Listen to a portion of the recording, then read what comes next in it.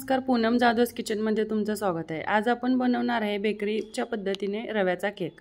त्याच्यासाठी मी पाव वाटी तेल, पाव वाटी दूध आणि अर्धी वाटी दही आणि एक वाटी रवा आणि अर्धी वाटी साखर हे सगळं मिक्सरच्या भांड्यात घेतलंय आणि 2 चमचे कस्टर्ड पावडर आणि अर्धा चमचा बेकिंग सोडा हे सगळं घेतलं आणि हे सगळं मिक्सरच्या भांड्यामध्ये बारीक करून घेणार आहे। आणि आता हे सगळं मिश्रण मिक्सरला हे करून घ्यायचं, बारीक करून घ्यायचं पूर्ण। हे असं त्याची कन्सिस्टन्सी अशी पाहिजे पूर्ण।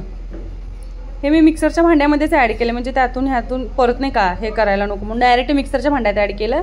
हे काढून घेतलं, ह्याच्यामध्ये तुटी फ्रुटी ॲड केली आणि आता ते तुटी फ्रुटी टाकून मस्तपैकी अजून एकदा हलवून घेणार आहे सगळं।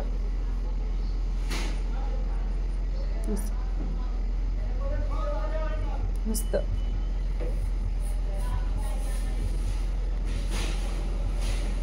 हां। आणि मी एका भांड्याला ना थोडंसं ऑइल लावून घेतलं पहिला आणि त्याच्यावरून असं मैदा टाकून मस्तपैकी त्या भांड्याला पूर्ण सगळीकडून असं करून घेतलं। जर आपल्याकडे पेपर नसेल तर आपण असं करायचं आणि त्याच्यामध्ये मग हे सगळं मिश्रण ओतून घ्यायचं।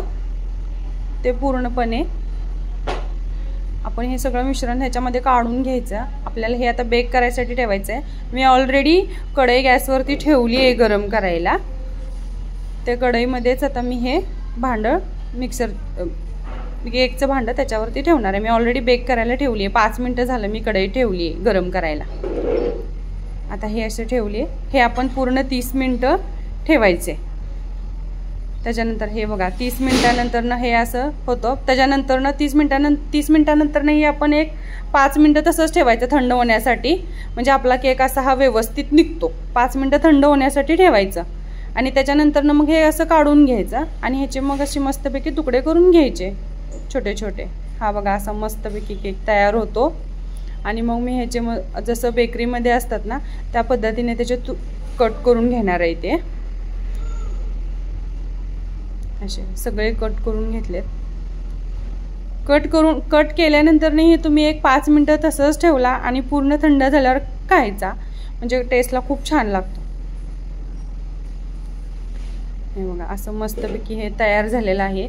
तुम्हाला जर हा माझा बनवलेला केक आवडल्यास नक्की लाईक, शेअर आणि सबस्क्राईब करा। Thank you so much.